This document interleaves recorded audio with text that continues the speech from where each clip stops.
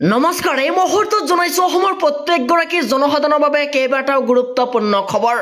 আজি হৈছে ২৬ এপ্ৰিল। আজিৰ দিনটোত অসমৰ লগতে ভাৰতবৰ্ষৰ বিভিন্ন প্ৰান্তৰ পৰা কেইবাটাও গুৰুত্বপূৰ্ণ খবৰ। এই মুহূৰ্তত জনাইছো আমাৰ প্ৰথম নম্বৰ খবৰটোলৈ আমাৰ প্ৰথম নম্বৰতে আছে ডাঙৰ খবৰ। আহি গ'ল আটাইতকৈ ডাঙৰ খবৰ। প্ৰতিখন ৰাজ্যলৈ কেন্দ্ৰই দিলে এইবাৰ ডাঙৰ নিৰ্দেশনা। দেশৰ প্ৰতিখন ৰাজ্যৰ মুখ্যমন্ত্ৰীলৈ বাৰ্তা এইবাৰ কেন্দ্ৰীয় গৃহমন্ত্ৰী অমিত শ্বাহৰ।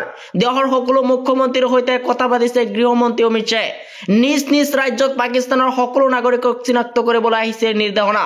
বিচাৰি ওলোৱা আৰু তাৎক্ষণিক পাকিস্তানলৈ পঠাই দিয়া আৰু পাকিস্তানলৈ তৎক্ষণাত ঘূৰাই পঠোৱাৰ পদক্ষেপ ল'বলৈ ডাঙৰ নিৰ্দেশ এবাৰ কেন্দ্ৰীয় চৰকাৰৰ। এই মুহূৰ্তত জনাইছো আমাৰ দ্বিতীয় নম্বৰ খবৰটোলৈ আমাৰ দ্বিতীয় নম্বৰ খবৰতে আছে ডাঙৰ খবৰ। 4 দিনৰ আৰক্ষীৰ জিম্মালৈ প্ৰেৰণ এবাৰ বিধায়ক আমিনুল ইছলামক। বৃহস্পতিবাৰে নগাঁও আৰক্ষীয়ে গ্ৰেপ্তাৰ কৰিছিল আমিনুল ইছলামক। পেহেলগামৰ নৃশংস ঘটনাক লৈ বিতৰ্কিত মন্তব্য কৰিছিল এবাৰ আমিনুল ইছলামে। দেশদ্ৰোহৰ গোচৰত গ্ৰেপ্তাৰ কৰা হৈছিল বিধায়কগৰাকীৰ।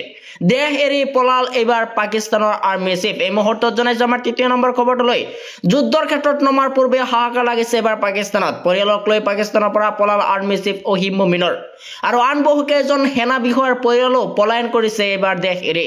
ব্ৰিটেইনলৈ পলায়ন কৰিছে সেনাপ্ৰধান আসিম মুমিনে। আৰু ভাৰতৰ বয়ৰ থৰথৰকৈ কঁপিছে এবাৰ পাকিস্তান। যিকোনো মুহূৰ্ততে সেনাপ্ৰধানৰ পদৰ পৰা পদত্যাগ কৰিব পাৰে অসীম মুমিনে। পাকিস্তানক সমৰ্থন কৰিলে এইবাৰো পৰিব ভয়ংকৰ বিপদত। এই মুহূৰ্তত জনাইছো আমাৰ 4 নম্বৰ খবৰটোলৈ। মুখ্যমন্ত্ৰীৰ বৃহৎ গহনা পাকিস্তানক সমৰ্থন কৰা সময়ত নচলিব। পাকিস্তানক সমৰ্থন কৰিলে আমি জেলত ভৰাই দিম বুলি মন্তব্য মুখ্যমন্ত্ৰীগৰাকীৰ। এতিয়ালৈকে 7জনকৈ গ্ৰেপ্তাৰ হৈছে আৰু এনে ব্যক্তিক বিচাৰি থকা হৈছে বুলি মন্তব্য। আৰু প্ৰত্যক্ষ বা পৰোক্ষভাৱে পাকিস্তানক সমৰ্থন কৰিলে এইবাৰ গ্ৰেপ্তাৰ কৰা হ'ব। যিয়ে নহওক পাকিস্তানক সমৰ্থন কৰিলে গ্ৰেপ্তাৰ হ'বই বুলি এইবাৰ মুখ্যমন্ত্ৰী ডক্টৰ হিমন্ত বিশ্ব শৰ্মাৰ স্পষ্টকৈ সকিয়নি।